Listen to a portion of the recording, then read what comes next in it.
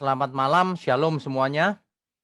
Malam ini kita memasuki sesi 39, ke-39 tidak berasa ya, dengan tema Yakub, Bapak Umat Pilihan.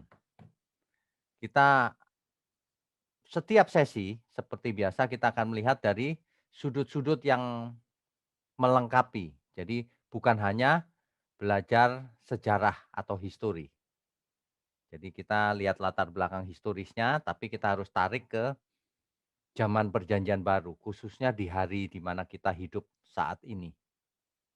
Sebelum itu mari kita berdoa lebih dahulu. Mari kita berdoa. Bapa di surga, kembali kami datang Tuhan. Tidak terasa 1 minggu berlalu begitu cepat. Tapi kami mau dengar firman-Mu. Kami mau perbaharui pengertian kami dengan pengertian yang lebih detail, lebih lengkap, dan lebih benar. Pakai program ini untuk memberkati setiap kami, umat-Mu, anak-anak-Mu, dimanapun berada, sampai ke ujung-ujung bumi. Terima kasih Bapa atas kesempatan ini. Tuhan, ampuni segala kesalahan kami selama ini. Mohon pakai mulut hamba-Mu untuk menyampaikan kebenaran firman-Mu. Terima kasih Bapa, hanya dalam nama Tuhan Yesus kami berdoa. Amin. Oke, Bapak Ibu sekalian, malam ini kita akan membahas satu tokoh yang kita sudah bahas di sesi-sesi sebelumnya, tetapi ini merupakan satu kesimpulan, satu tokoh patriark yang terakhir dari patriark-patriark utama Israel. Patriark yang utama itu Abraham, Ishak, dan Yakub. Nah, yang malam ini adalah Yakub, tokoh patriark utama yang terakhir, yang ketiga. Sekaligus melahirkan bangsa umat pilihan. Ini yang akan kita bahas. Oke, saya share dulu screen-nya ya. Kita lanjutkan lebih dulu. Ya. Sesi ke-39 ini kita akan merangkum tentang Yakub. Yakub atau Yaakov adalah anak Ishak, cucu Abraham, yaitu leluhur atau patriark dari ke-12 suku Israel. Ini asal mula bangsa Israel dari sini nih, dari Yakub, ya. Yakub adalah leluhur utama atau patriark yang terakhir, sehingga Allah sering disebut dengan Allah Abraham, Allah Ishak, dan Allah Yakub. Coba kita baca salah satu nas Alkitab yang menyebut itu ya. Keluaran 3 ayat 6. Contohnya adalah Keluaran 3 ayat 6. Saya bacakan ya. Lagi ia berfirman, akulah Allah ayahmu, Allah Abraham, Allah Ishak, dan Allah Yakub. Lalu Musa menutupi mukanya sebab ia takut memandang Allah. Rupanya Allah memperkenalkan diri sebagai Allah Abraham, Allah Ishak, Allah Yakub. Ini luar biasa ini. Sampai nama Abraham, Ishak, dan Yakub dipakai sebagai pengenal identitas Allah yang benar. Ya, itu bahkan sampai perjanjian baru. Sampai perjanjian baru, Bapak Ibu. Contohnya di Lukas 20 ayat 37. Coba kita baca Lukas ya. Lukas pasal 20 ayatnya yang ke-37. Tentang bangkitnya orang-orang mati, Musa telah memberitahukannya dalam nas tentang semak duri, di mana Tuhan disebut Allah Abraham, Allah Ishak, dan Allah Yakub. Ya, jadi pertanyaannya, kalau mau tahu Allah yang benar itu yang mana? Jawabannya ini, Allahnya Abraham, Allahnya Ishak, dan Allahnya Yakub. Itu identitas Allah yang benar. Allah sendiri yang memperkenalkan dirinya seperti itu. Jadi bukan buatan manusia. Allah memperkenalkan dirinya. Allahnya Abraham, Allahnya Ishak, Allahnya Yakub. Luar biasa ini. Dan itu bukan sembarangan karena, Tuhan kita mau memberikan suatu tanda bahwa keturunan yang mana yang dimaksud oleh janji itu maksudnya. Atau disebut juga dengan Allah Abraham, Ishak, dan Israel.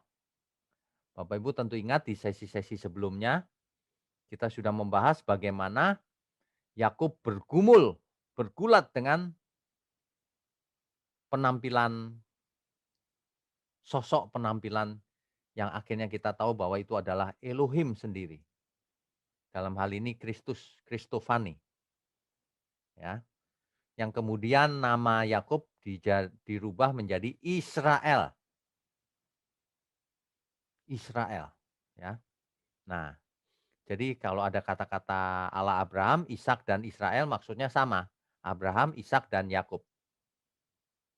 Itu contohnya di 1 Raja-Raja 18 ayat 36 dan 1 Tawarik 29 ayat 18.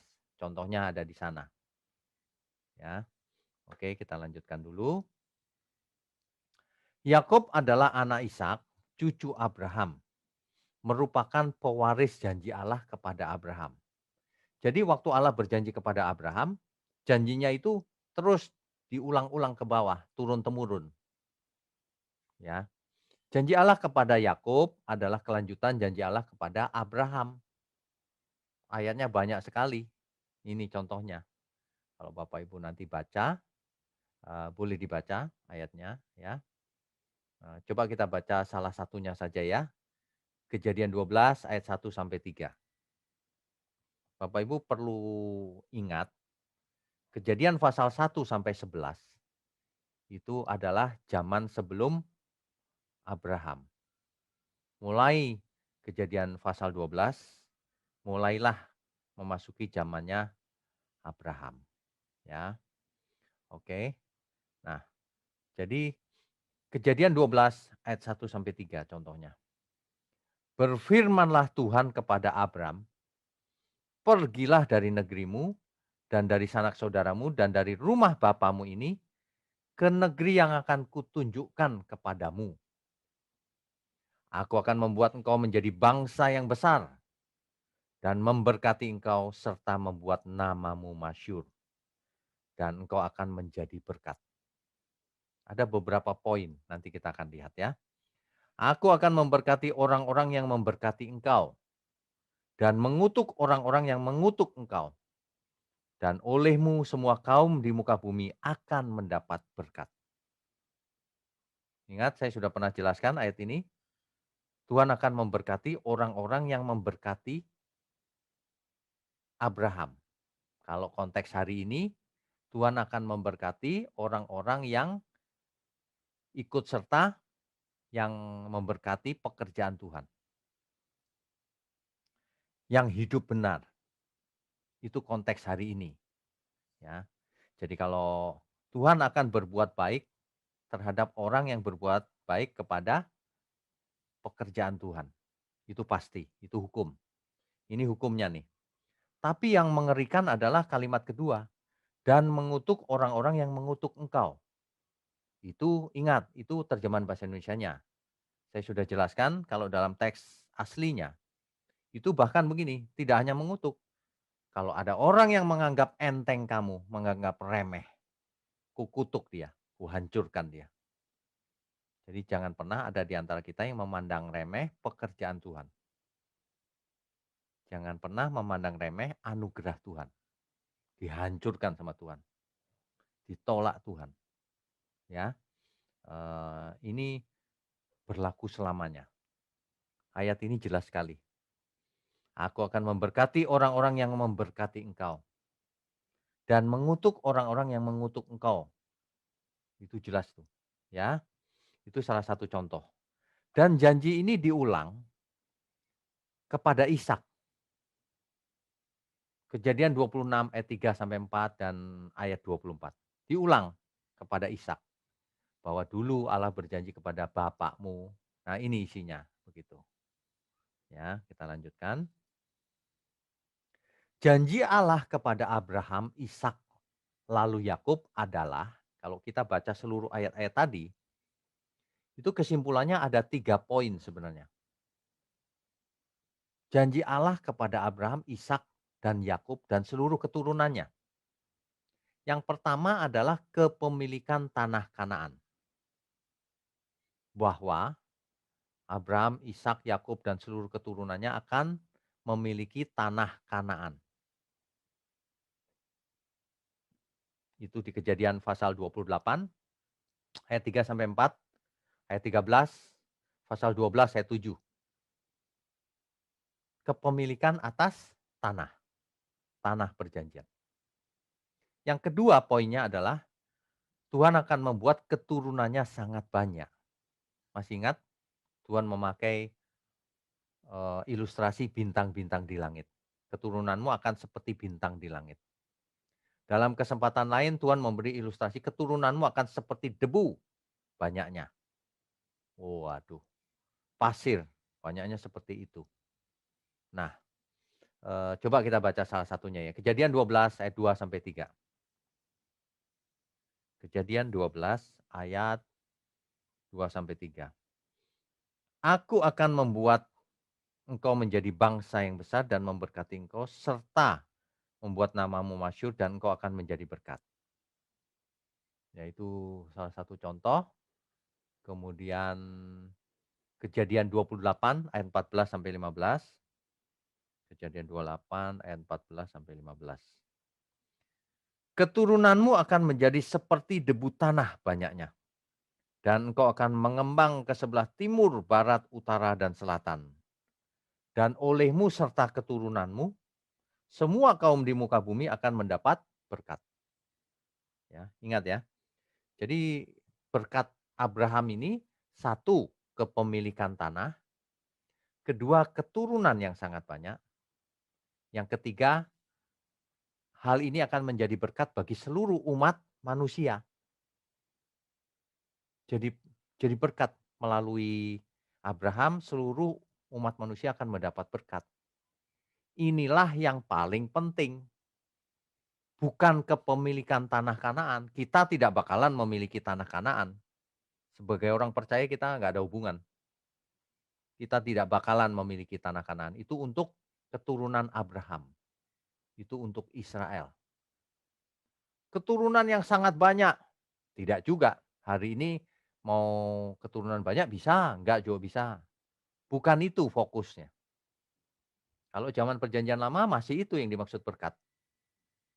Nah, yang menjadi konteks utama yaitu menjadi berkat bagi seluruh umat manusia. Ini tentu saja merupakan kelanjutan daripada nubuatan Kejadian 3 ayat 15. Proto evangelium, Injil yang pertama, kabar baik yang pertama. Proto euangelion. Jelas ya, itu sudah saya jelaskan di sesi-sesi awal di online Bible study kita ini. Bagi yang belum mengikuti silahkan ikut di channel kami, bahkan di channel saya pribadi juga ada semua ya. Oke, nah jadi kita sebenarnya yang penting itu adalah jalurnya Mesias itu. Jalurnya Mesias yang penting. Jadi kok baca Alkitab jangan tenggelam pada sejarahnya, tapi pada impact-nya kepada hidup kita hari ini. Apa dampaknya? Apa akibatnya? Apa relasinya? Begitu. Jelas ya? Jadi berkat kepada Abraham, Ishak dan Yakub, kepemilikan tanah Kanaan dan keturunan yang sangat banyak itu enggak penting. Yang paling penting adalah justru yang menjadi berkat bagi seluruh umat manusia. Maksudnya akan lahir Mesias melalui keturunan itu. Oke, kita lanjutkan. Garis keturunan Mesias ini sudah pernah saya bahas sedikit di sesi-sesi yang lalu. Mulai dari Nuh yang berkata begini, terpujilah Tuhan Allah Sem. Artinya, garis Mesias itu melalui Sem. Bukan Ham dan Yafet, tapi Sem. Ya. Kalau kita urut keturunan Sem itu ada Arpaksad, Kenan, dan seterusnya. Nanti sampai kepada Abraham, Ishak, Yakub, dan seterusnya. Sampai ke Daud dan seterusnya. Sampai akhirnya kepada Mesias. Itulah keselamatan umat manusia. Silsilah Adam sampai Yesus. Itu kan ditulis tuh. Di Injil terutama. Tapi masalahnya kita sudah pernah bahas juga ini di sesi yang lalu. Matius 1 ayat 1 sampai 17, kalau dibandingkan dengan Lukas 3 ayat 23 sampai 38 tentang silsilah Yesus, itu beda, beda isinya. Nah, kalau orang yang tidak mau belajar kebenaran, bahkan menyerang, mereka memakai ayat ini beda, berarti Alkitab itu salah, kontradiksi ada di dalamnya, gitu. Ya, banyak yang begitu, bukannya mau belajar, tapi sok tahu dan nyerang. Bahkan kalau kita tunjukkan faktanya, menghindar. Yang begitu-begitu tidak bakalan selamat. Manusia aja kok tidak jujur terhadap diri sendiri, ya. Oke. Jadi Matius 1 ayat 1 sampai 17 itu begini. Inilah silsilah Yesus Kristus, anak Daud, anak Abraham. Kata anak di sini dipakai kata huios. Dalam konteks ini maksudnya adalah keturunan. Karena Kristus bukan anaknya Daud langsung, tapi keturunan Daud. Jadi kata huios itu artinya tidak hanya anak langsung, tapi juga keturunan. Ya, ternyata jika kita teliti, Matius menulis silsilah Yesus dari garis keturunannya Yusuf, dari Abraham sampai Daud, lalu sampai kepada Yesus. Mengapa? Karena secara hukum memang Yesus itu anak Daud, anak Yusuf, gitu ya. Nah, ada 42 generasi dari Abraham sampai kepada Yesus. Nah, sedangkan menurut Lukas 3 ayat 23 sampai 38, Lukas 3 ayat 23-nya begini, ketika Yesus memulai pekerjaannya, ia berumur kira-kira 30 tahun. Dan menurut anggapan orang ia adalah anak Yusuf, anak Eli. Ingat ya, yang namanya anak itu bukan harus langsung, ini kan ungkapan-ungkapan zaman itu. Ya. Kata anak Yusuf di sini menjelaskan bahwa memang Yesus adalah anak Yusuf secara hukum. Meskipun Yusuf bukan bapaknya secara biologis.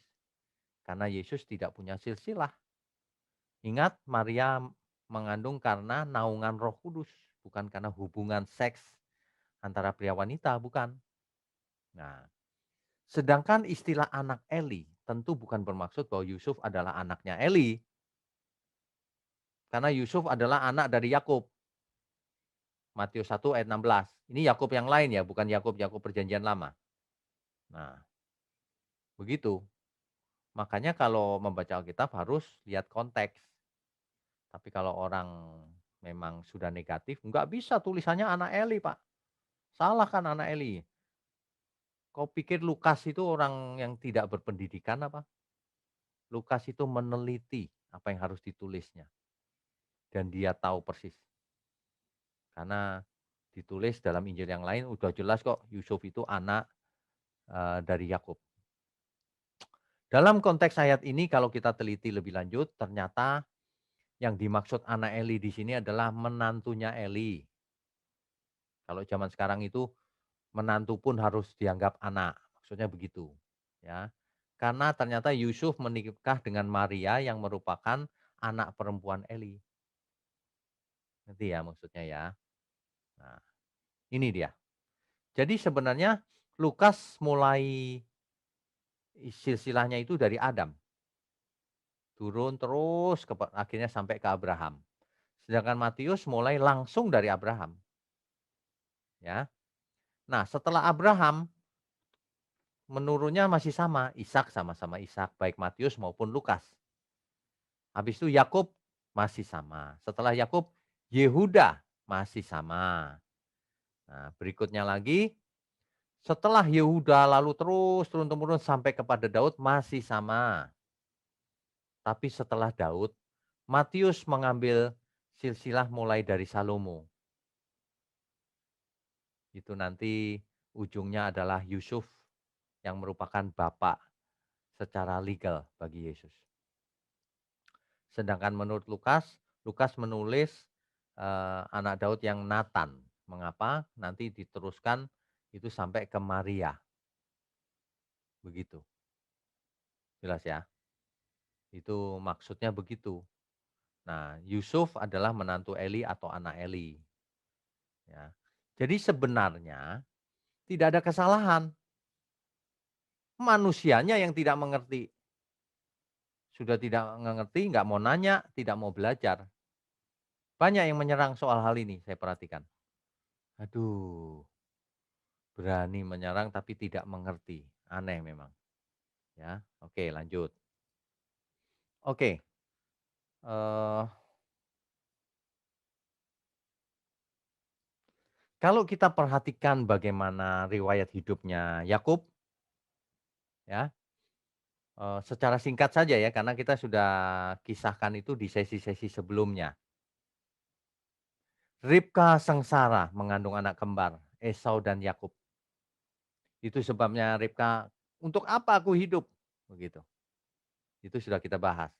Rupanya Yakub dan Esau sejak dalam kandungan sudah berdesak-desakan, rebutan posisi. Ya. Bukan Yakub menipu Esau, bukan. Janin mana bisa menipu. Itu harus diartikan berdesak-desakan. Ya. Yakub lahir sambil memegang tumitnya Esau. Yakub akhirnya membeli hak kesulungan Esau dengan semangkuk sup lentil merah. Itu bukan menipu loh, itu membeli. Yakub ngakalin sih waktu Esau lapar, dia tawarkan itu. Tapi Esau juga salah, bersumpah loh bahwa hak kesulungannya pindah ke Yakub.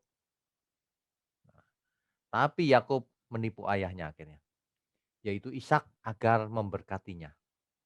Sehingga Esau dendam dan ingin membunuhnya. Pada saat kematian Ishak nanti, awas kau akan kubunuh. Gitu Esau. Nah, ibunya Yakub mendengar hal itu, tahu bahwa Esau dendam akan membunuh Yakub. Ibunya yaitu Ribka memberitahu Yakub supaya Yakub menjauh sementara dari Esau. Ketika Yakub pergi dari Beersheba, itu Yakub bahkan diberkati lagi oleh Ishak. Kali ini Ishak tahu bahwa Yakub akan pergi. Dan berkat Abraham ditumpangkan kepada Yakub. Kalau kita baca kisahnya demikian. Nah, Yakub pergi dari Beersheba menuju Haran ke utara ya. Ia berhenti di satu tempat, kira-kira 100 kilometer dari Beersheba. Itu tempat itulah Yakub bermimpi adanya tangga ke surga. Ada malaikat yang naik turun. Sudah kita bahas di sesi yang lalu, ya.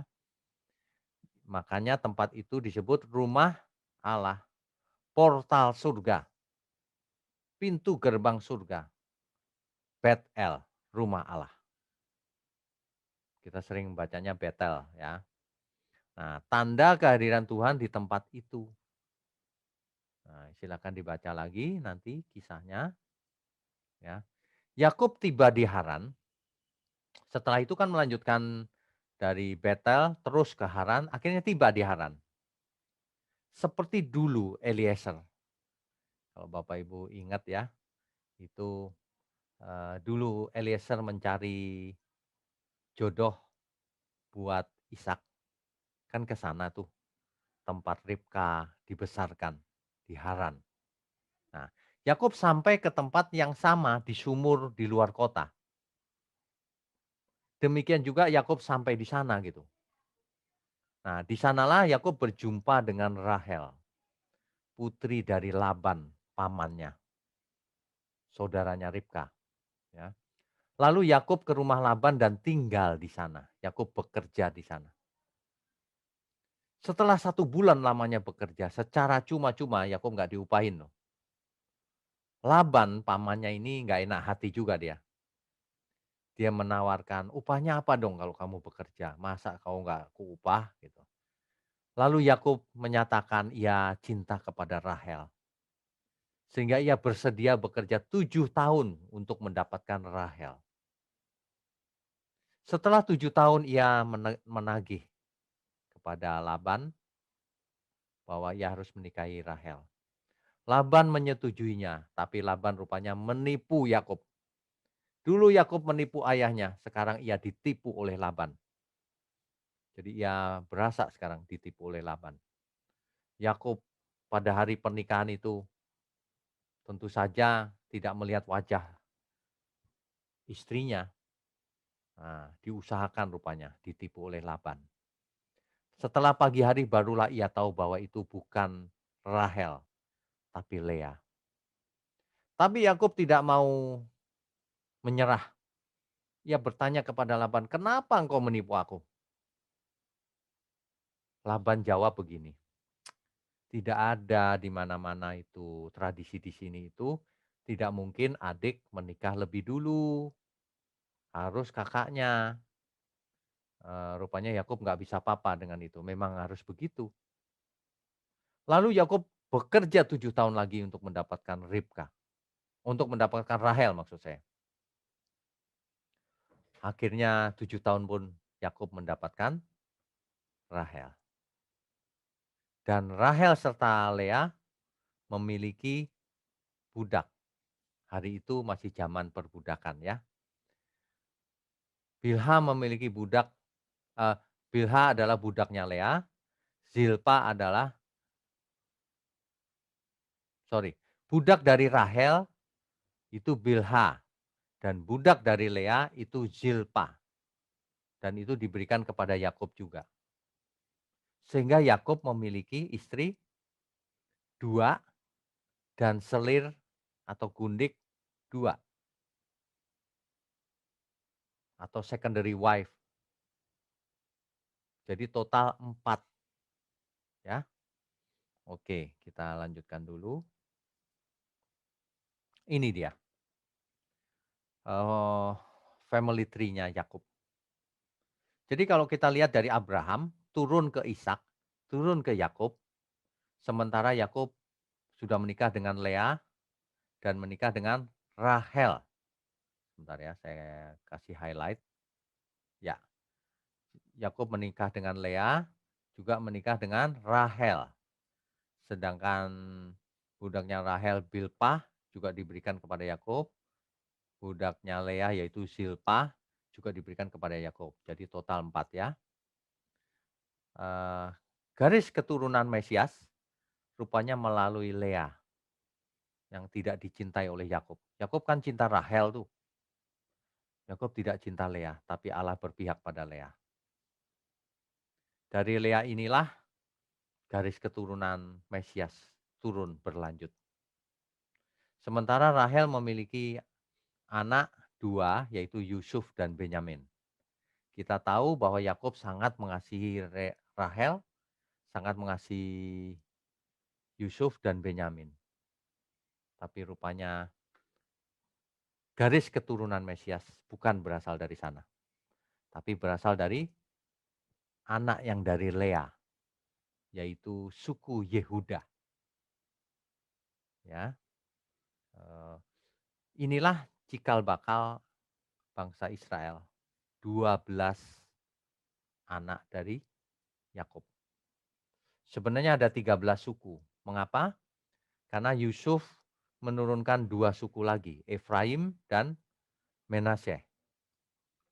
Ya, oke kita lanjutkan dulu. Ya, jadi kalau lihat gambar besarnya, itu jelas tuh, dari Nuh kan, seluruh manusia mati ketika zaman Nuh, makanya digambar melalui Nuh aja. Nuh turun ke Sem, turun terus ke Terah, dari Terah barulah, Abraham. Abraham, eee, memiliki istri namanya Sarah, punya anak namanya Ishak. Tetapi Abraham juga mengambil budaknya Hagar, mempunyai anak Ismail. Nah, jadi yang melalui Ishaklah garis keturunan Mesias itu. Terus turun akhirnya kepada Yakub, sehingga dari Yakub turun menjadi bangsa Israel. Inilah kisahnya mulainya bangsa Israel, umat pilihan. Bangsa yang dipilih oleh Tuhan untuk melahirkan Mesias. Jadi kalau kita belajar perjanjian lama, ingat, itu dalam rangka pengenalan akan Allah yang benar. Yaitu Allahnya Abraham, Allahnya Ishak, Allahnya Yakub, Allah Israel. Ya, itu tujuan belajar perjanjian lama, mengerti asal usulnya, bagaimana perjanjian-perjanjian itu dibuat, sampai akhirnya Mesias itu datang. Ya, oke. Eh, ini, oh ini gambar yang sama. Kalau kita mau gambar itu ya, Abraham dan Sarah turun ke Ishak, Ishak turun ke Yakub, bukan Esau, Yakub yang dengan Lea, lalu turun ke Yehuda, lalu Mesias. Ini adalah garis keturunan Mesias. Jelas ya Bapak Ibu sekalian? Oke. Akhirnya kelahiran Benyamin, kematian Rahel dan Ishak. Ini hampir akhir daripada kisahnya Yakub.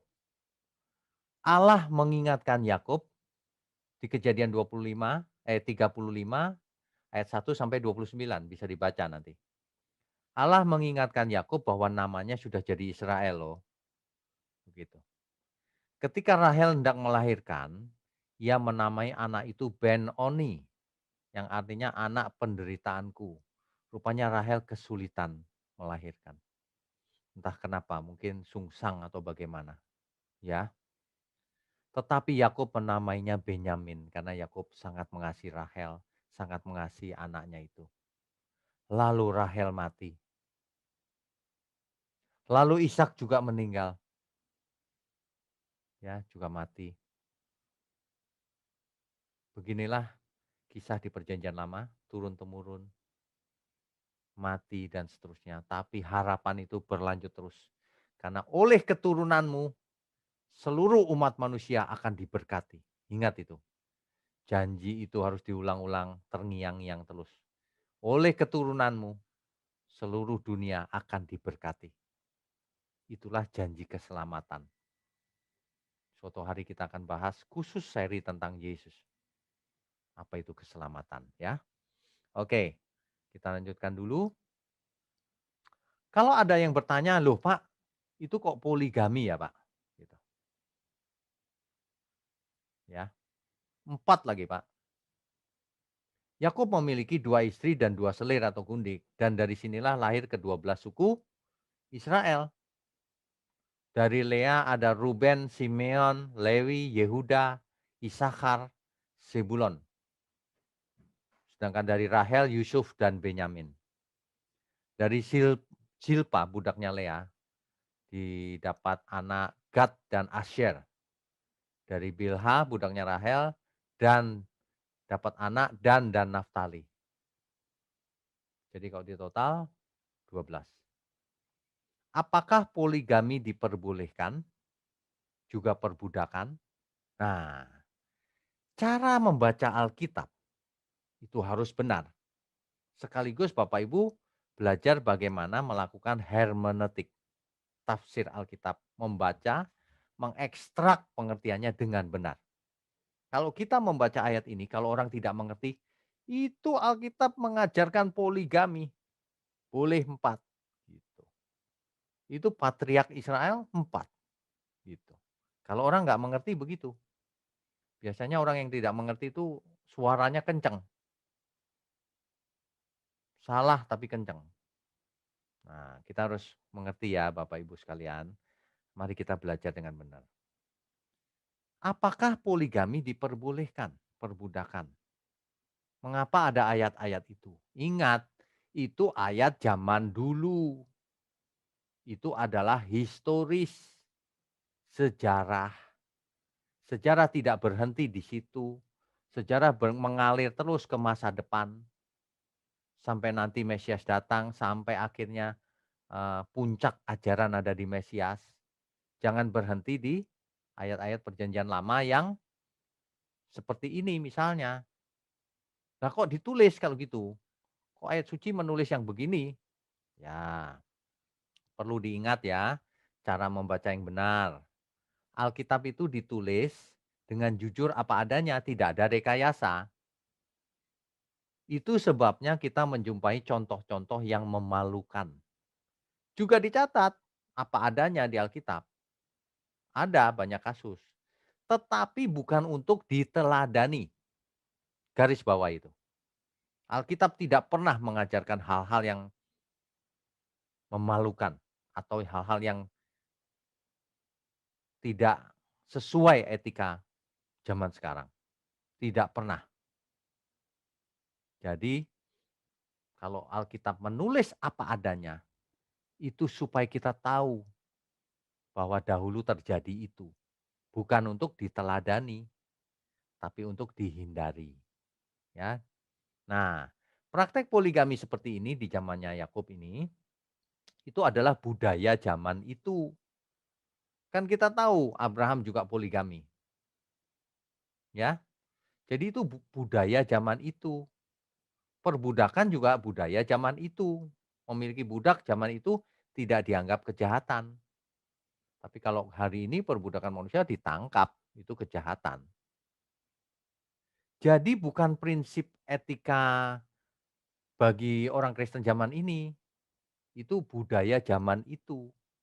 Nah, standar etika kita sebagai orang percaya atau orang Kristen, itu bukan perjanjian lama, apalagi zaman Abraham, Yakub begitu, bukan. Standar etika Kristen sekarang, kita semua ini, itu adanya di perjanjian baru. Ajaran Tuhan Yesus, para rasul, di mana pernikahan monogami, ya, dan banyak hal lain lagi yang disempurnakan. Jadi jangan berhenti, itu ayatnya ada Pak. Orang-orang suka begitu, ayatiah, tidak mengerti bahwa Alkitab itu satu kumpulan buku yang firmannya itu progresif. Seperti kalau Bapak Ibu misalnya membaca satu buku, apa misalnya, buku kesehatan misalnya.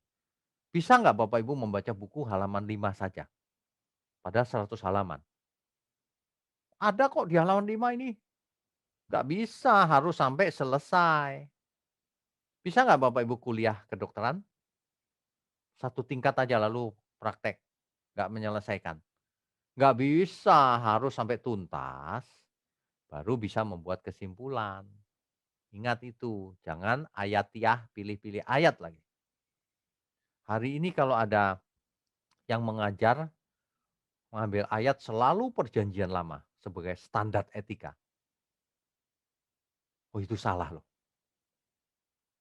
Bapak Ibu jangan mau belajar begitu. Salah itu. Dia tidak mengerti hermeneutik. Dia tidak mengerti bahwa puncaknya itu ajaran Tuhan Yesus, bukan di perjanjian lama, etika. Ya, pusat kebenaran itu Kristus, yaitu etika perjanjian baru, Injil. Ya, oke kita lanjutkan dulu. Jadi sebenarnya kita harus melakukan ini. Jangan ayat-ayat perjanjian lama ditelan begitu saja. Namanya kontekstualisasi. Ya, perhatikan bulatan di sebelah kiri. Inti kebenaran itu selalu dibungkus dengan budaya. Jadi kalau sejarah ya budaya waktu itu. Nah, Yakub budaya zaman Alkitab waktu itu. Ada bahasanya, ada tradisinya, cara berpakaiannya, begitu. Hari ini kalau kita mau mengadopsi kebenaran, nggak bisa diambil semua, oh pakaiannya harus seperti pakaiannya Yakub hari itu. Nggak penting. Oh aku harus berbahasa Ibrani setiap hari, Aram. Tidak. Oh tradisinya aku mau jadi seperti orang Yahudi zaman itu. Tidak. Yang harus diambil adalah inti kebenarannya. Sedangkan budaya dan sebagainya tidak usah diikuti. Nah, hari ini kita memiliki inti kebenaran, kalau mau dibungkus dengan budaya zaman ini boleh, tapi budaya yang benar. Karena budaya juga kadang-kadang tercampur dengan, penyembahan roh, berhala, okultisme. Jadi kita tidak boleh kompromi, tapi juga tidak boleh sinkretis. Sinkretis itu campur baur gitu. Kalau ke gereja juga, tapi ke dukun jalan terus, yang penting aku sembuh, Pak. Nah, itu sinkretisme tuh, ya. Oke, kita lanjutkan dulu. Jadi kontekstualisasinya begini, kalau perjanjian lama, itu kan ada inti Taurat yang dibungkus dengan budaya zaman itu, peraturan-peraturan yang ditambahkan, ya kan? Inti Taurat itu sebenarnya juga kasih. 10 firman Tuhan itu kalau kita perhatikan juga kasih, kasih terhadap Allah dan kasih terhadap sesama. Nah, ketika sampai ke perjanjian baru, yang dilakukan adalah inti Tauratnya masih sama, kasih, cuma disempurnakan. Nah, kalau dulu yang penting adalah peraturan-peraturan agama, syariat, sekarang di perjanjian baru yang penting adalah perubahan kodrat. Berubahlah menurut pembaharuan budimu. Waduh, itu bukan kebiasaannya beragama yang berubah, bukan. Ya, saya berharap ini jelas apa yang dimaksud. Jadi kalau kita menghadapi budaya-budaya zaman ini, hati-hati, tidak boleh kompromi, tapi juga tidak boleh sinkritis. Kita harus ambil yang baiknya boleh, karena sesuai dengan inti kebenaran ya boleh. Tapi yang tidak sesuai harus dikesampingkan, difilter, ya. Nah, nah ini dia. Jadi harus dipilah-pilah mana yang boleh, mana yang tidak. Kalau zamannya Yakub, Yakub melahirkan bangsa Israel melalui poligami, itu bukan untuk dicontek atau dicontoh atau diteladani, itu adalah budaya zaman itu, ya. Tuhan memakai budaya, memakai kelemahan manusia untuk melakukan pekerjaannya. Ya, tetapi ingat, setiap kita dihakimi menurut oleh Tuhan Yesus nanti, menurut perbuatan kita. Meskipun seseorang dipakai misalnya dalam KKR, belum tentu ia selamat, sebab penghakiman itu masing-masing, ya. Oke. Nah, lalu apalagi? Ya, kisahnya masih panjang Bapak Ibu, Alkitab kita memang tebal sih. Kisah ini akan dilanjutkan dengan zamannya Yusuf. Kita tahu nanti ada satu kisah yang luar biasa yang sering difilmkan, yaitu Exodus, Keluaran. Ya, dimulai dari Yusuf. Ingat, Yusuf adalah anak dari Rahel. Anak dari Yakub dari Rahel mendapatkan Yusuf dan Benyamin. Kisah ini sangat terkenal, tetapi hikmatnya yang harus kita ambil. Ya, sebentar. Saya stop share dulu. Ya. Jadi begitu Bapak Ibu. Jadi kalau ada orang yang menyerang Alkitab, Alkitab boleh poligami, sudah bisa menjawab ya. Tidak semua kejadian yang ditulis di Alkitab itu untuk diteladani. Ada banyak yang ditulis di Alkitab itu bahkan memberi contoh yang kamu jangan seperti dia. Contohnya Esau, memandang rendah hak kesulungan. Diceritakan apa adanya, tapi itu untuk bukan diteladani, bahkan harus dihindari, dilarang. Jangan seperti Esau yang memandang rendah hak kesulungan.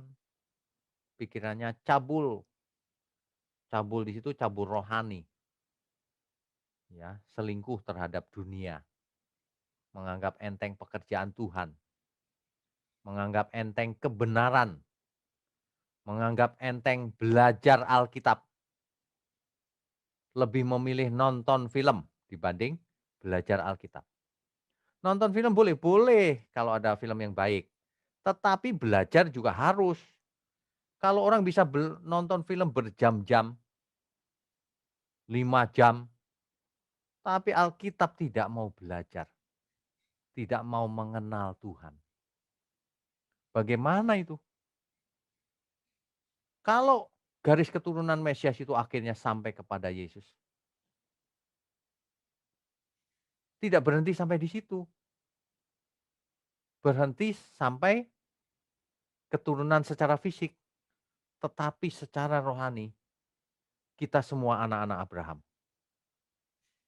Tuhan yang mengatakan, orang yang melakukan kehendak Bapakku dialah anak-anak Abraham. Kalau anak Abraham secara fisik, Israel, Yahudi, ya. Jadi pekerjaan Mesias ini berlangsung berkelanjutan dalam hidup kita. Tuhan Yesus mengatakannya secara langsung demikian. Sama seperti Bapa mengutus aku mengutus kamu. Sama seperti Bapa mengutus Tuhan Yesus mengutus kita semua. Jadi kita semua diutus Tuhan Yesus. Bukan cuma pendeta loh. Orang yang tidak mau diutus, artinya dia tidak mengasihi Tuhan. Orang yang tidak mengasihi Tuhan, ia akan terkutuk hidupnya. Meskipun ia kaya raya, kelihatan sukses, berkuasa, itu tapi terkutuk. Karena berkat tidak diukur dari kekayaan fisik. Itu kutuk. Kalau hari ini berkuasa tapi jahat, tunggu tanggal matimu. Sebentar juga mati manusia. 5 tahun lagi, 10 tahun lagi, bahkan setahun lagi mungkin mati. Kita itu harus takut loh. Alkitab mengingatkan selama kalau kita panggil dia Bapa, kita harus hidup dalam ketakutan selama menumpang di dunia ini. Ketakutan apa? Bukan takut setan, takut apa? Bukan. Takut kalau hidupku tidak berkenan bagi Tuhan. Itu sebabnya kita harus menempatkan diri dalam garis Mesias itu sampai diutus Tuhan. Aku diutus Tuhan Yesus loh ternyata. Jadi aku harus lakukan pekerjaan Tuhan. Tapi saya bukan pendeta, Pak. Segala hal yang kita lakukan kalau itu menyenangkan Tuhan, itulah pekerjaan Tuhan. Bapak Ibu kalau bisa membagi pengajaran-pengajaran seperti ini ke teman-teman, ke saudara, lalu mereka menjadi tertarik dan ikut belajar. Itu menyenangkan Tuhan.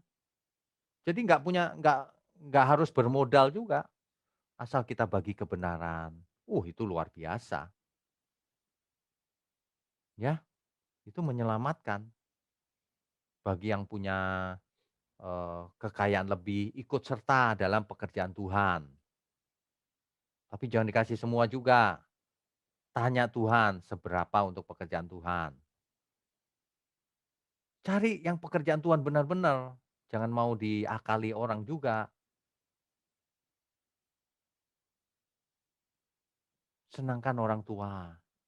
Berkati saudara-saudara. Kan begitu, jadi berkat. Itu menyenangkan Tuhan, itu pekerjaan Tuhan. Sehingga orang lain bisa melihat, oh hidup dia berubah. Oh dia sekarang anak anak anak Allah yang maha tinggi. Yang bukan agamanya saja yang berubah. Tapi rupanya seluruh akal budinya, karakternya, kodratnya berubah. Begitu Bapak Ibu. Ya, jadi jangan egois. Hidup ini pilihan. Jadi kita harus, ya terserah. Tapi Tuhan berkata begitu. Aku akan memberkati orang yang memberkati engkau Abraham. Aku akan mengutuk orang yang mengutuk engkau. Jadi kalau hari ini orang tidak mau belajar meskipun disediakan fasilitas seperti ini, itu menganggap enteng kebenaran. Menganggap enteng kebenaran, dia nggak mengerti kebenaran. Bahkan kalau mau terus terang ya, Tuhan menghukum dia nanti.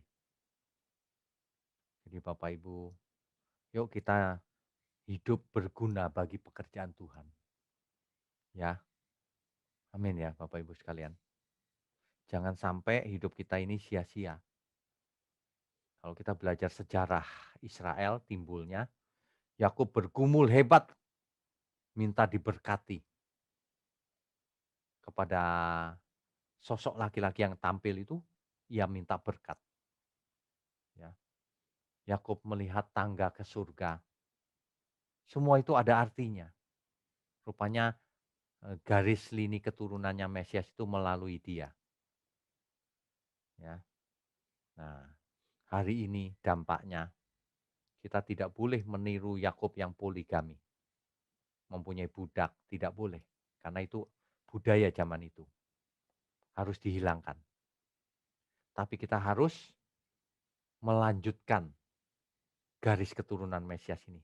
Bukan secara fisik garis keturunannya, tapi Tuhanlah yang mengutus kita. Jadi hidup kita harus ada di jalur berkat bagi seluruh umat manusia. Bapak Ibu mesti bergumul, apa ya Tuhan? Supaya aku bisa mengambil bagian di dalam pekerjaan Tuhan. Supaya aku bisa mengambil bagian untuk mengabarkan kabar baik ini ke seluruh manusia, seluruh dunia. Bisa kalau mau, ya. Hmm, oke, saya rasa eh, kita akan lanjutkan di sesi-sesi berikutnya, ya. Amin.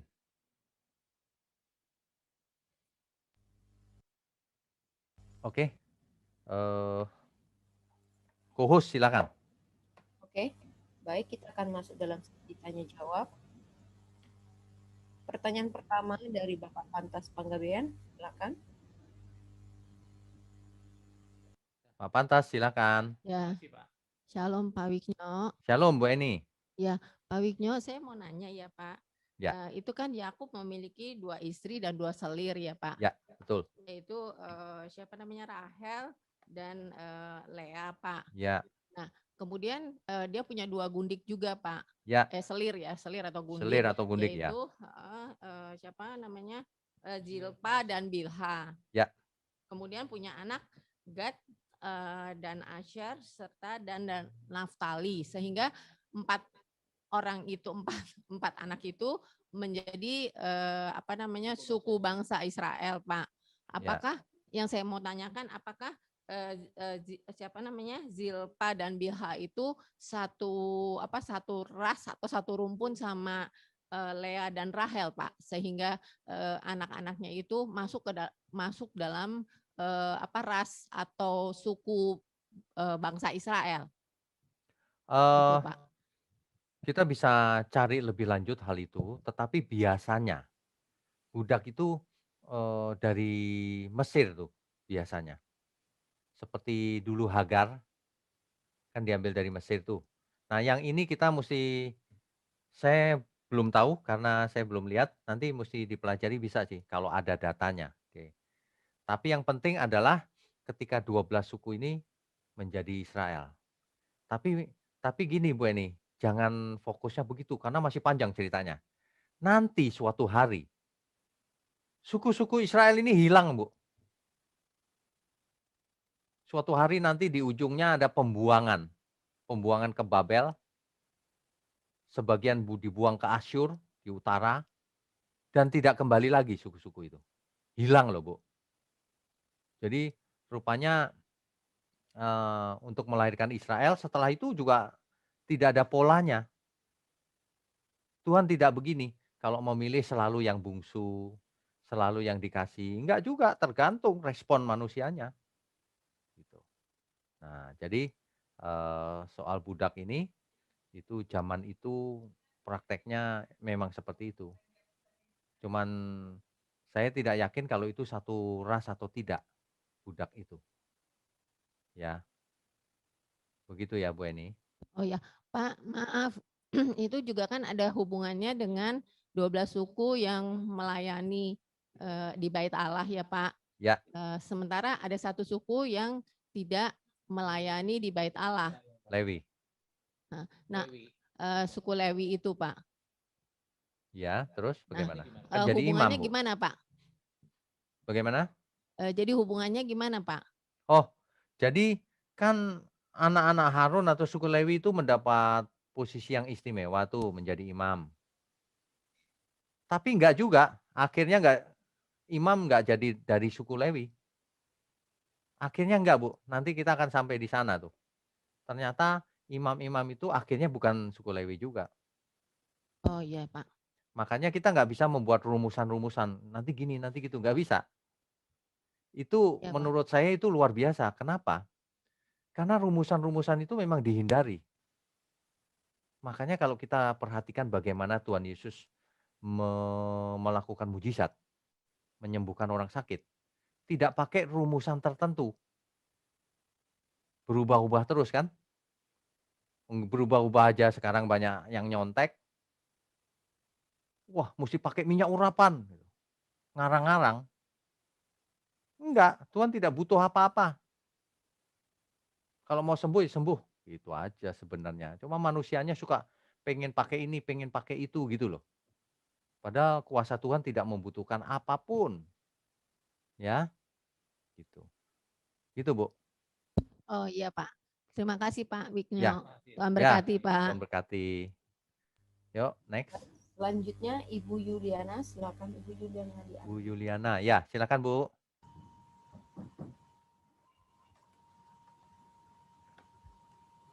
Shalom Pak Wignyo. Shalom Bu. Shalom Pak. Ya, shalom Bu. Silakan. Maaf nggak kedengaran. Ya, nggak Shalom kedengeran. Pak. Ya, shalom Bu. Silakan, silakan. Maaf saya nggak kedengaran. Nggak dengar. Oh ya, shalom Pak. Oh, Maaf, oke. Ya, ya. Ya, silakan Bu. Ya, shalom. Ada dua pertanyaan Pak. Yang pertama masih berkenaan dengan tadi Yakub memiliki 4 istri, 2 istri dan 2 selir. Ya. Pertanyaannya begini, memang kita tidak boleh meniru, tapi yang saya tanyakan begini, apakah situasi itu berkenan tidak di hadapan Tuhan? Oke, baik. Pandangan Tuhan bagaimana? Karena Adam cuma dapat 1 Hawa, begitu ya Pak ya. Itu pertanyaan pertama. Ya. Lalu yang kedua, ini pertanyaan anak saya kepada saya Pak. Saya mohon pencerahan dari Bapak. Ya. Apa kira-kira yang ada di mata Tuhan? Kenapa Allah Abraham, Ishak dan Yakub ya Pak ya? Sementara kita tahu cerita kiamat pertama itu sangat heboh, Nuh begitu. Artinya saat itu semua orang mati dan Nuh selamat begitu ya Pak. Kenapa enggak Allah Nuh, Allah Sem, Allah Arpaksad atau siapa begitu anaknya Sem begitu. Nah, mohon pencerahannya Pak, dan bagaimana implementasi warisan ilahi itu bagi kita saat ini di perjanjian baru. Ya. Ya, terima kasih banyak Pak Wignyo. Oke, baik. Yang pertama soal poligami ya. Poligami, perbudakan, praktek-praktek zaman itulah ya. Apakah Tuhan berkenan gitu. Nah, kita mesti melihat situasi zaman itu juga. Nah, di zaman itu bukan kejahatan, Bu. Di zaman itu. Jadi Tuhan masih mentolerir, artinya masih mengizinkan itu terjadi. Tapi Tuhan tidak pernah tuh menganjurkan seperti itu. Nah, kan beda ya. Jadi kadang-kadang pilihannya, misalnya gini, Esau dan Yakub. Kan dua-duanya tidak sempurna, Bu. Tapi Yakub lebih baik. Mengapa? Karena tidak memandang remeh itu hak kesulungan. Itu supaya menjadi pelajaran buat kita semua sebenarnya. Jangan menganggap remeh karunia sulung roh. Jangan menganggap remeh anugerah yang diberikan kepada kita. Itu pelajarannya itu sebenarnya. Nah, makanya praktek-praktek yang kelihatannya kalau kita ukur pakai zaman sekarang itu melanggar etika. Nah, itu zaman itu tidak. Jadi Tuhan izinkan, Bu. Tuhan izinkan kata Tuhan kuncinya izinkan. ya Pak. Ya. Nah, gitu ya. Jawabannya begitu. Memang Walaupun Tuhan mungkin tidak izinkan. berkenan ya Pak ya. Ya, bukan soal Bukan yang perkenanan. sempurna. Iya, iya, iya. Siap Pak. Oke. Oke. Pertanyaan kedua Yang Pak. kedua soal kenapa Allah Abraham, Ishak dan Yakub. Iya Pak. Kalau menurut saya ini adalah kedaulatan Tuhan, Bu. Jadi Abraham juga asalnya Terah itu bapaknya itu kan penyembah berhala, Bu. Tapi saya percaya Abraham juga responnya baik. Nah, tapi kenapa nggak Nuh? Nah, kalau itu kedaulatan Tuhan. Mengapa? Karena Tuhanlah yang memperkenalkan diri, bukan Yakub, bukan siapa-siapa loh. Bukan kita loh yang ngarang. Tuhan ketika bertemu, Tuhan mengatakan, akulah Allah nenek moyangmu, akulah Allah ayahmu, akulah Allah Abraham, Ishak dan Yakub. Tuhan yang memperkenalkan diri. Nah, kalau sudah begitu mengapa? Yaitu pilihan Tuhan, kedaulatan Tuhan jawabannya. Gitu. Implementasinya Pak di perjanjian baru bagi kita saat ini Pak. Implementasinya adalah supaya warisan kita, ilahi. ya, implementasinya adalah supaya kita yang sudah terpisah ribuan tahun dari kejadian itu masih punya identitas, masih bisa mengidentifikasi Allah siapa yang benar. Allahnya Abraham, Ishak dan Yakub. Dan itu menandakan jalur keturunan tadi, itu implementasinya. Makanya kita ikut Tuhan Yesus, tidak ikut yang lain. Karena itulah jalur keselamatan. Nah, implementasinya begitu. Itu bukti keselamatan. Bayangkan, Allah yang Maha Tinggi memperkenalkan diri Allah Abraham, Ishak dan Yakub. Apa artinya? Itu loh yang Abraham, terus Ishak, terus Yakub. Bukan yang lain loh ya. Gitu. Artinya dari Yakub tinggal diterusin lagi. Kan lanjutannya ada ceritanya. Mesias itu anak Daud. Nah, dan seterusnya. Makanya kita harus rangkai Alkitab itu. Bukan hanya berdasarkan beberapa ayat atau satu kitab. Harus seluruh Alkitab. Kalau dalam dunia teologi disebut teologi sistematika. Artinya seluruh kitab harus dikuasai, barulah gambar besarnya bisa dibuat. Pak, apakah memungkinkan kebenaran bahwa anak cucu orang benar akan mewarisi bumi, itu juga bisa dijadikan implementasi dari warisan ilahi itu, Pak? Oh, Misalnya dari Pak Eras ke Pak Wigno, jadi seperti kayak warisan ilahi dalam rohani begitu Pak. Terlepas dari yang Mesias. Memang kalau Abraham, Ishak, Yakub mengarah ke Mesias, tapi maksud saya dalam kehidupan kita ini yang saat ini melayani Tuhan, bagaimana ya, Pak? Mohon pencerahan. Baik. Jadi sebenarnya begini, nanti kalau kita sampai ke perjanjian baru, itu Tuhan tidak berjanji bahwa kalau ikut Tuhan diberkati secara fisik, tidak. Tuhan bahkan berkata begini di perjanjian baru, kamu mau ikut aku tidak punya tempat meletakkan kepalaku loh. Kamu mau ikut aku, kamu sudah hitung budgetnya, anggarannya. Kamu mau menderita, kira-kira gitu deh bahasa sederhananya. Jadi kita mau ikut Tuhan itu bukan dalam rangka berkat jasmani seperti zamannya perjanjian lama. Beda.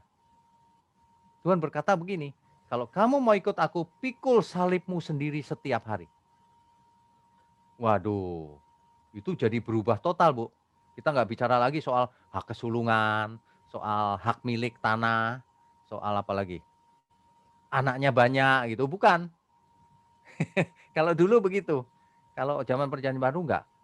Berubahlah menurut pembaharuan akal budimu.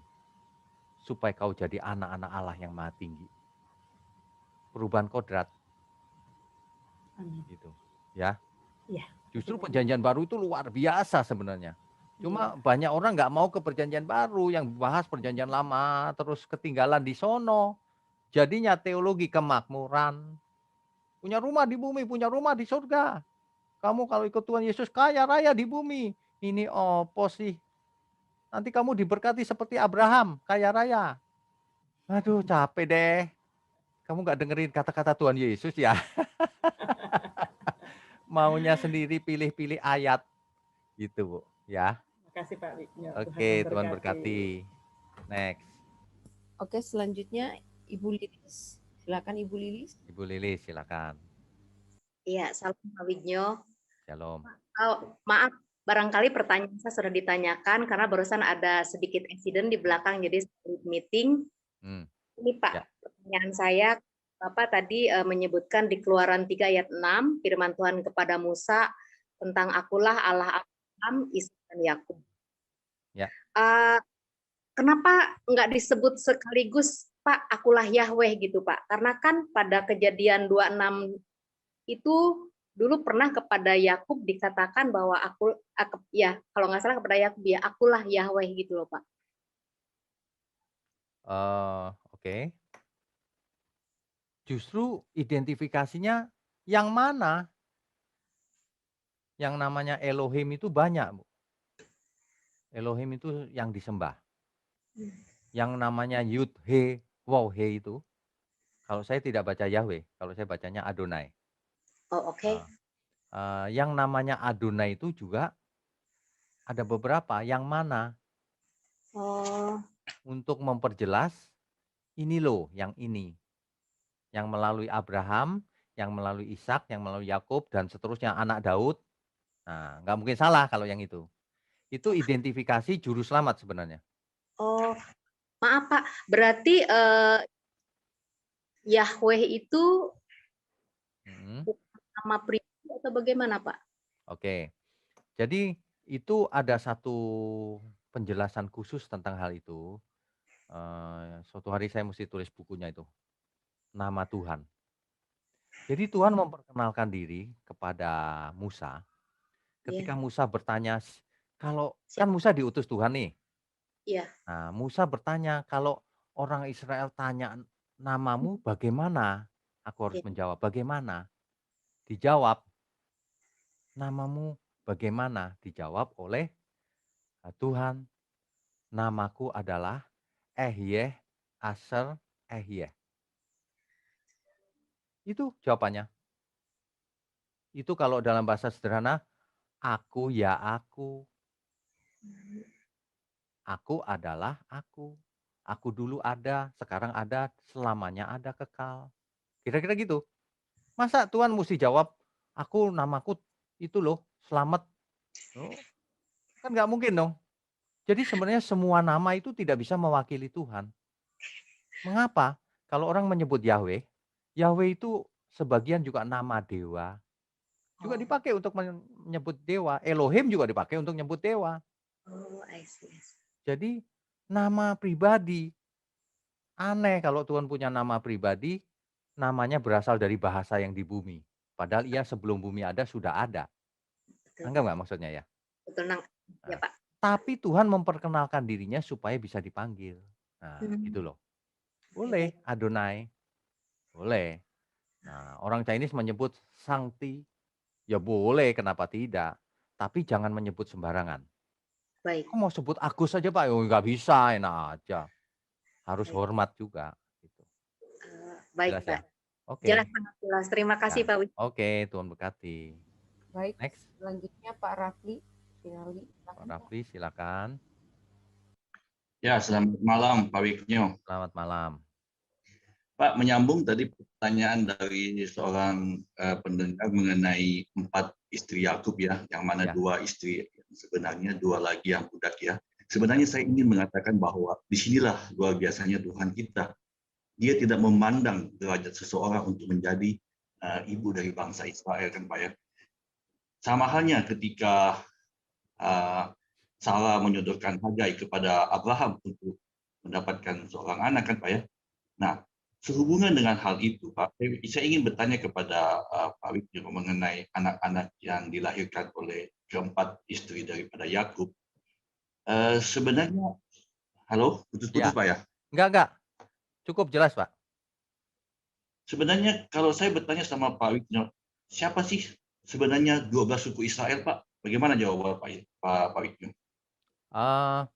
Ke-12 suku Israel yaitu anak-anak dari Yakub melahirkan masing-masing melahirkan satu suku. Berarti yang Bapak maksud ini Lewi sama Yusuf masih masuk Pak ya? Masuk. Kita bisa bedakan Pak. Tapi Yusuf melahirkan 2 suku lagi Pak. Justru itu makanya Pak, saya ingin mengklarifikasi bahwa sebenarnya yang disebut suku 12 suku Israel itu apakah sebelum keluar dari Mesir atau setelah keluar dari Mesir itu berbeda Pak jadinya kan? Betul, betul. Nah, sebutannya sudah biasa pakai kata 12, Pak. 12 itu maksudnya ya Yusuf ajalah gitu. Itu aja. Jadi kalau bilang siapakah suku-suku Israel berarti kita harus menyebut Yusuf sama Lewi Pak ya, bukan Ya, Manahem sama Efraim ya. Manasye ya. Ya gitu aja, Pak. Tapi kita tahu, oh Yusuf menjadi 2 suku lagi gitu. Nggak apa-apa Karena begitu. ketika memasuki tanah Kanaan kan itu ada lagi pembagian kepada 12 suku Pak, Ya betul. Nggak masalah, Pak. nggak masalah ya. Nggak masalah. Nah, ya sehubungan dengan yang tadi Bapak katakan bahwa Tuhan kita luar biasa, ya tidak membeda-bedakan, itu benar. Itu sangat benar, Pak. Justru ini luar biasanya begini, keturunan Mesias ini tidak mengambil jalur itu, keturunan raja di bumi, enggak. Iya betul. Bahkan nanti Pak, itu ada yang menyamping, ada yang namanya Rahab. Iya. Wow, luar Rahab biasa. yang dia perempuan Sundal Pak ya. Iya, oh itu luar biasa. Mesias bersedia memakai dia. Oh itu Iya. luar biasa. Makanya hari ini kita tidak boleh membeda-bedakan, menganggap remeh orang lain, memandang rendah. Waduh nggak boleh. Mesias saja begitu. Kalau ada orang yang berdosa lalu kita memandang remeh dia, nggak boleh. Siapa kita? Gitu. Iya. Itu luar biasa Pak. Benar, itu luar biasa. Kita justru bersyukur Tuhan kita seperti itu. Makanya ketika ada satu kali saya ditanya Pak bahwa dua orang itu bukan istri, saya bilang tidak bisa, tetap istri menjadi istri dari Yakub karena Tuhan berkenan kepada mereka. Kalau seandainya Tuhan tidak berkenan kan nggak mungkin ada 12 suku itu. Betul, betul Pak. Karena zaman itu tidak melanggar etika di zaman Ya itu. betul, tidak bilang etika benar. Ya. Oke Pak, thank you Pak. Oke, Tuhan berkati. Next. Selanjutnya Ibu Elis Rosari. Ibu Elis Rosari ya, silakan Bu.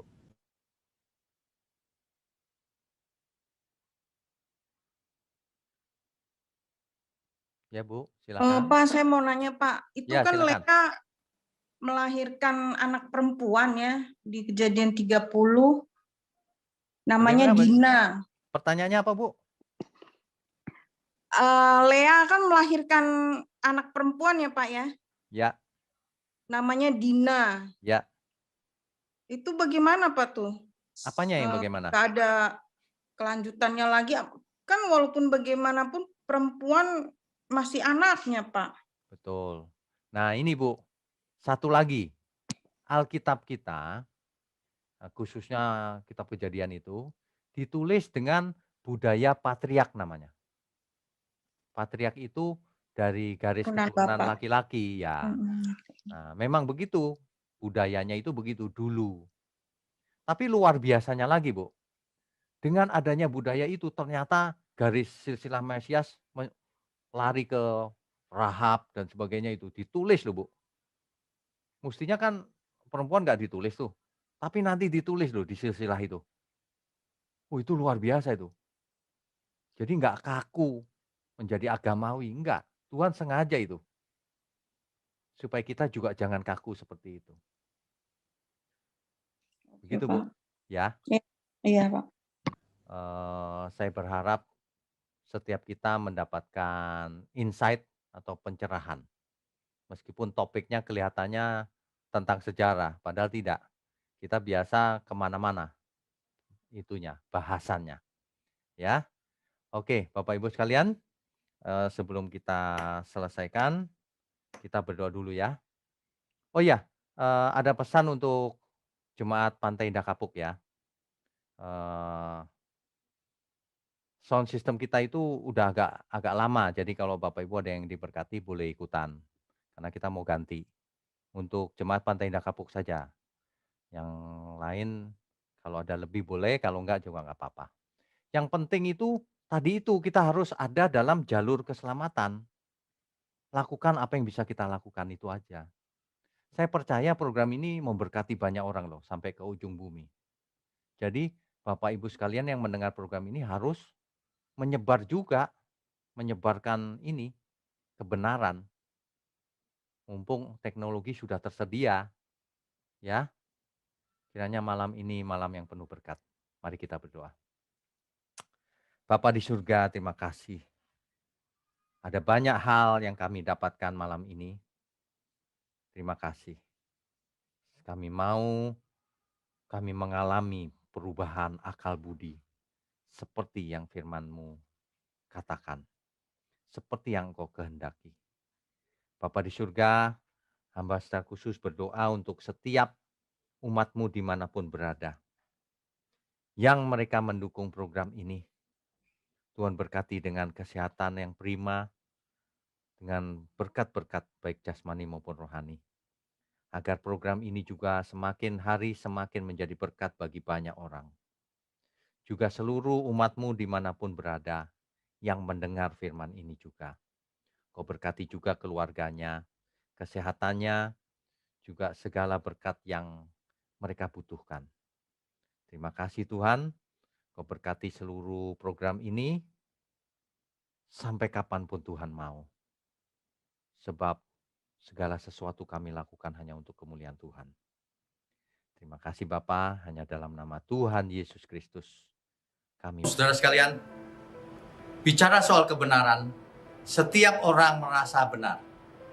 Makanya semua kecap dinomor satukan. Ada orang yang mengatakan saya paling benar, ini paling benar, itu paling benar.